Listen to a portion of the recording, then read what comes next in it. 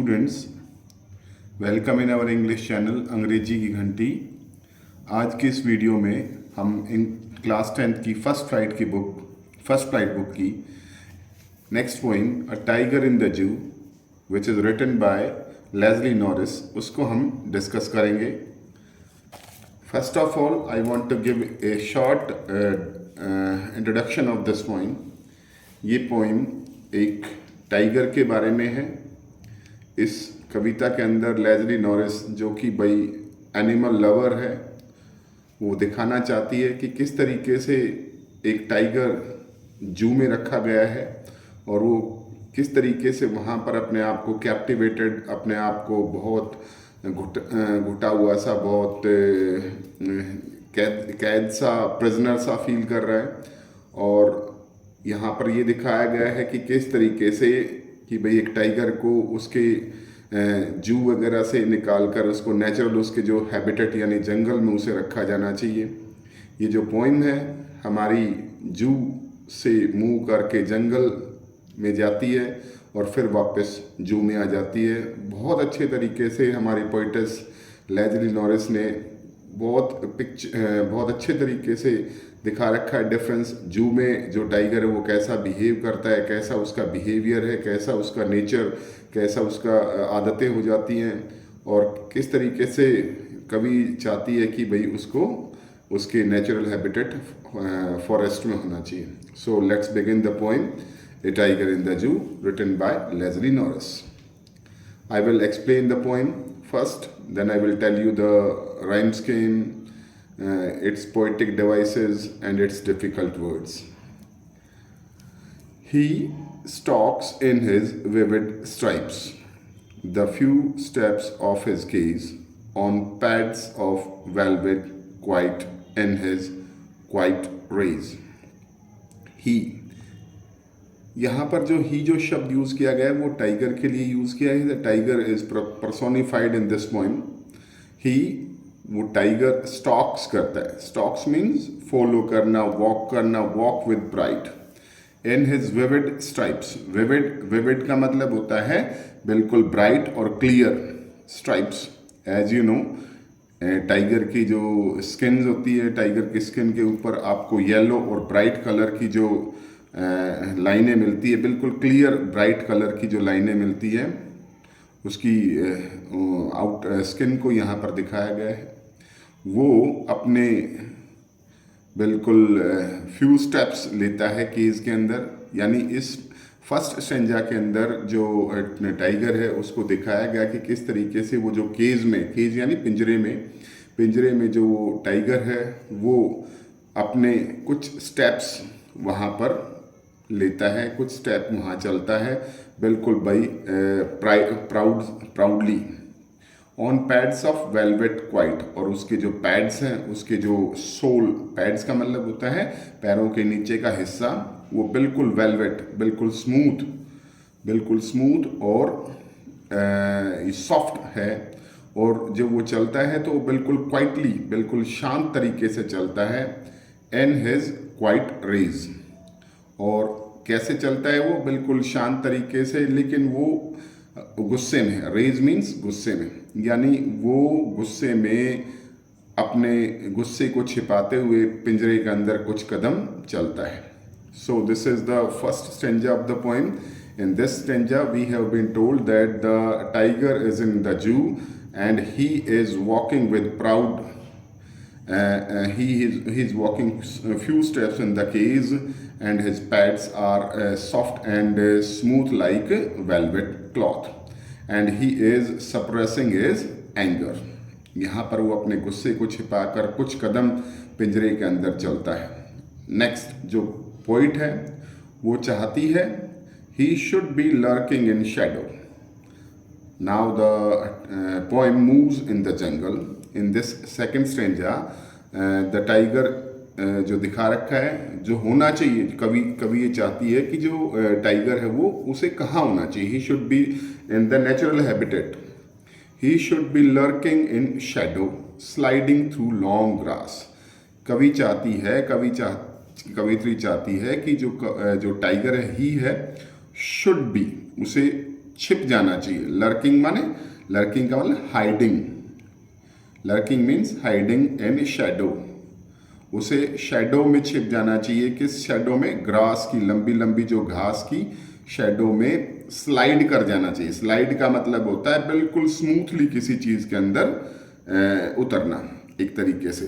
यानी कवयित्री चाहती है, जो पोइट ये चाहती है कि जो ये टाइगर है वो यहाँ से निकलकर, जू से निकलकर उसे तो जंगल में बड़ी बड़ी घास के अंदर छिपा हुआ होना चाहिए, नियर द वाटर होल, किसी वाटर बॉडी के पास। वाटर होल मीन्स कोई बड़ा सा पॉन्ड या तालाब या नदी के आसपास लंबी लंबी घास होती है, उसके अंदर उसे छिपा होना चाहिए।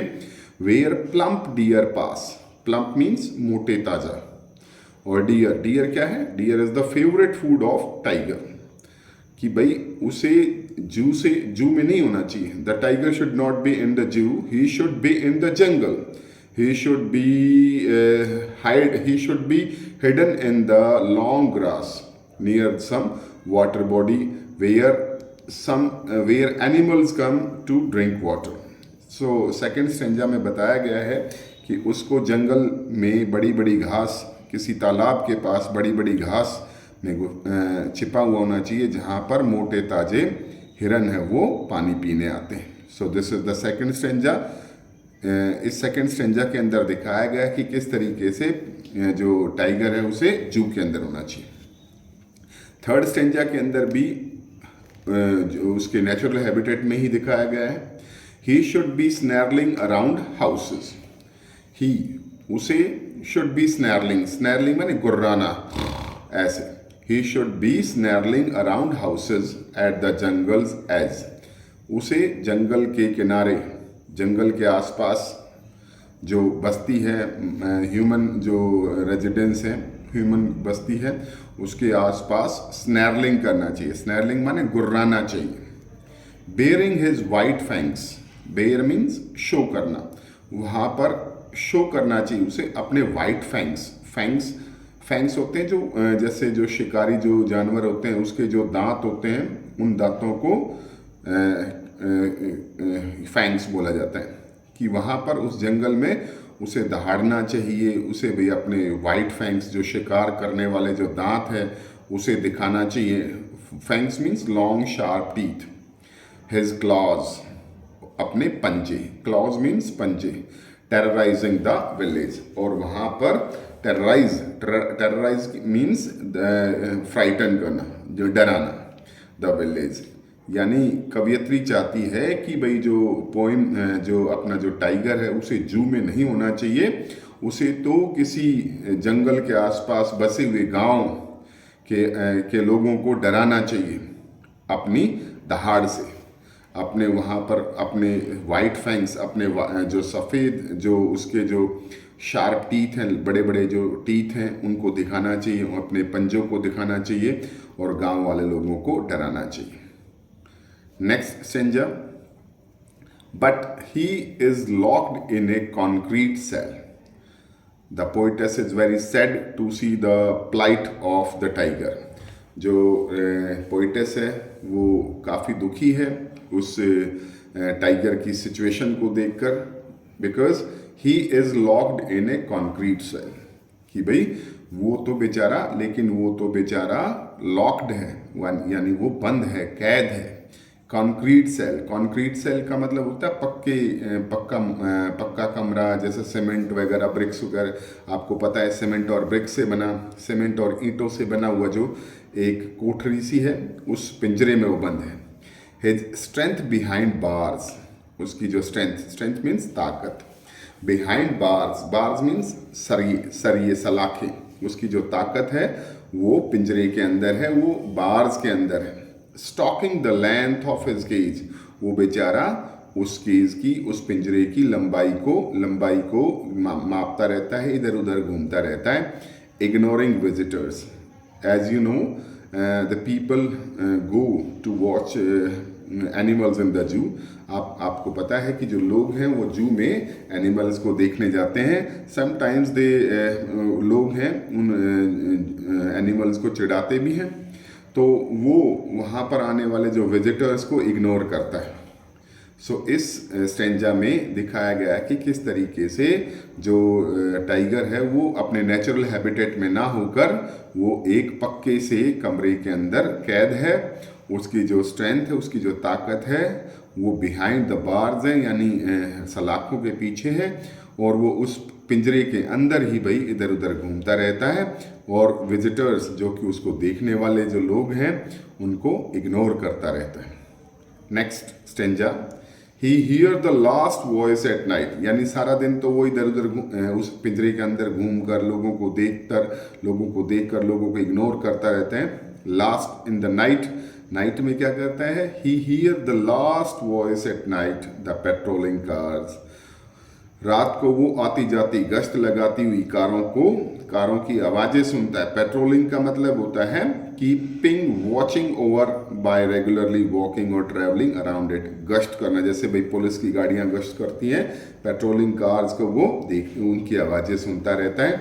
And stairs with his brilliant eyes at the brilliant stars, और आसमान की तरफ अपनी चमकती हुई आंखों से, स्टेयर्स माने घूरना, देखता रहता है। ब्रिलियंट आइज, अपनी चमकती हुई आंखों से, किसकी तरफ, एट द ब्रिलियंट स्टार्स, आसमान में चमकने वाले चमकते हुए सितारों की तरफ वो देखता रहता है। So this is the end of the poem. मैं एक बार क्विक रिवीजन दे देता हूँ इसका। ये पोइम है, इस पोइम के अंदर बहुत ही एक टाइगर की दशा दिखा रखी है कि भाई वो टाइगर अपने केज के अंदर अपने वेलवेट पैड से पिंजरे के अंदर भाई घूमता रहता है, अपने गुस्से को दबाता है। फिर कवि चाहती है कि भाई ये जो टाइगर है उसे तो किसी लंबी जंगल में लंबी घास में छिपा हुआ होना चाहिए, किसी भाई पानी के स्रोत के पास, जहाँ पर जो मोटे ताजे हिरन आते हैं, और वहाँ पर या भाई उसको होना चाहिए हाउसेस के पास, जंगल के एजेस के पास, जो कि जंगल के किनारे के पास जो लोगों की जो बस्तियां हैं उसके पास होना चाहिए। वहाँ पर लोगों को डराना चाहिए, अपने सफ़ेद नुकीले दांत दिखाने चाहिए, अपने पंजे दिखाने चाहिए। लेकिन वो बेचारा तो इस कंक्रीट सेल में कैद है, उसकी जो ताकत है उसके पीछे है, सलाखों के पीछे, वो सारा दिन इस पिंजरे की लंबाई, पिंजरे के इधर उधर चक्कर काटता रहता है और आने वाले विजिटर्स को इग्नोर करता है। और लास्ट रात को भाई रात को आते हैं जो आसपास, जो जू के आसपास जो घूमने वाली कारें हैं उनकी आवाज़ें सुनता है और ऊपर चमकते हुए सितारों की तरफ देखता रहता है। So this is the end of the poem. Now I will discuss about the rhyme scheme और some other poetic devices of this poem. Now I am going to discuss about the poetic devices which are used in the poem. First, rhyme scheme के बारे में discuss करते हैं। पूरी poem के अंदर हमारा A B C B और A B C D stanza rhyme scheme का प्रयोग किया गया है। There are two different rhyme schemes in the poem. They are A B C B and A B C D. First, second और fifth stanza के अंदर जो rhyme scheme है ए बी सी बी रहेगी आपकी, और जो थर्ड और फोर्थ स्टेंजा के अंदर जो राइम स्कीम है वो ए बी सी डी। मैंने पोइम की साथ में वो लिख भी रखा है, आप इजीली आप उसको देख सकते हो। सेकंड जो पोइटिक डिवाइस जो यूज कर रखा है, इमेजरी। कैसी इमेजरी, यानी उसने पोइट ने कुछ ऐसे शब्द यूज कर रखे हैं जिससे कि भाई आपके सामने एक इमेज सी दिखाई देती है। जैसे कि कुछ शब्द हैं, विविड स्ट्राइप्स, यानी चमकीली, जो उसकी जो ब्राइट जो कलर की जो पट्टियां हैं, lurking in the shadow, sliding through long grass, snarling around houses, terrorizing the village, stalking the length of his gaze, ignoring visitors, stares with his brilliant eyes at the brilliant stars। ये कुछ phrases हैं, इनके अंदर आपको शब्दों को इस तरीके से प्रयोग किया गया है कि भाई आपके सामने बिल्कुल वो इमेज, बिल्कुल शब्दों के द्वारा आपको वो इमेज सी नजर आएगी। सो this is the imagery. Next है symbolism. Symbolism is a literary device in which a writer uses one thing, usually a physical object or phenomenon, to represent something more abstract. Symbolism क्या होता है कि भाई एक शब्द के द्वारा एक किसी फिजिकल ऑब्जेक्ट को के द्वारा वो किसी दूसरी कुछ एब्स्ट्रैक्ट कुछ आइडियाज को रिप्रेजेंट करता है. सो यहाँ पर केज और स्काई दो सिंबल यूज कर रखे हैं. केज जो सिंबल है वो टाइगर की गुलामी का प्रतीक है जो कि मनुष्य के द्वारा बनाई गई है, और जो स्काई है वो is a symbol of freedom. Next जो पोएटिक डिवाइस जो यूज किया है, इंपॉर्टेंट पोएटिक डिवाइस है ऑक्सीमोरोन. ऑक्सीमोरोन में क्या होता है, एक साथ दो शब्द जो कि कॉन्ट्राडिक्टरी बिल्कुल अपोजिट मीनिंग वाले वर्ड्स होते हैं उनको एक साथ यूज करना. यहाँ पर कवि ने एक फ्रेज यूज की है, क्वाइट रेज. इस क्वाइट रेज के अंदर पोएटिक जो डिवाइस है वो अपना ऑक्सीमोरोन है. नेक्स्ट जो पोएटिक डिवाइस है पर्सोनिफिकेशन. पर्सोनिफिकेशन में क्या होता है, हम किसी एनिमल को, प्लांट को या इनएनिमेट ऑब्जेक्ट्स को कुछ ह्यूमन क्वालिटीज़ दे देते हैं. सो यहाँ पर हमने भाई टाइगर को एज ए ही शब्द के एक मनुष्य के, एक पुरुष के रूप में रिप्रेजेंट किया है. So this is the use of personification. Next जो पोएटिक डिवाइस रहेगा हमारी पोइम के अंदर, एलिट्रेशन. लाइन प्लम्प डियर पास, यहाँ पर पी शब्द पी जो साउंड रिपीट की जा रही है. So this is the use of alliteration. Concrete cell के अंदर भाई हमारा नहीं होगा. Should be lurking in a shadow, यहाँ पर भी आपका एलिट्रेशन. नेक्स्ट जो पोएटिक डिवाइस है metaphor. Metaphor is a literary device used to make a comparison without using the words like or as. Simile और metaphor में आपको डिफरेंस बताया जाएगा. सिमिली में जो कंपैरिजन दिखाया जाता है वो like और as के साथ दिखाया जाता है.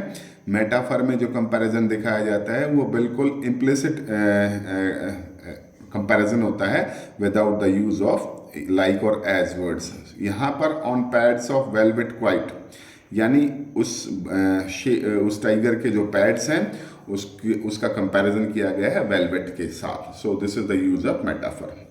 रिपीटेशन, यहाँ पर कुछ शब्दों को रिपीट किया गया है कवि के द्वारा. The words stock, quiet and brilliant आप पूरी पोइम में देख सकते हो. स्टॉक आया है, क्वाइट और ब्रिलियंट, ये तीन शब्द रिपीट हुए. सो this is the use of repetition. Enjoyment हुआ है इन द सेकेंड स्टेंजा, और second stanza in the stanza second, the second and the third line. Second stanza के अंदर, सेकेंड और थर्ड लाइन के अंदर एंजॉयमेंट. नेक्स्ट पोएटिक डिवाइस है consonance. Poem की लाइन, ही स्टॉक्स इन हिज विविड स्ट्राइप्स. यहाँ पर इस लाइन में एस एस एस 3 बार साउंड रिपीट हुई है, यानी कॉन्सोनेंट साउंड रिपीट हुई है. So this is the use of consonance. Next poetic device assonance. In his vivid stripes, इसी लाइन के अंदर आई, इन में आई, हिज में आई, विविड में आई और स्ट्राइप्स में आई. 5 बारी हमारी I sound, I vowel sound repeat हुई. So this is the use of assonance. Thank you.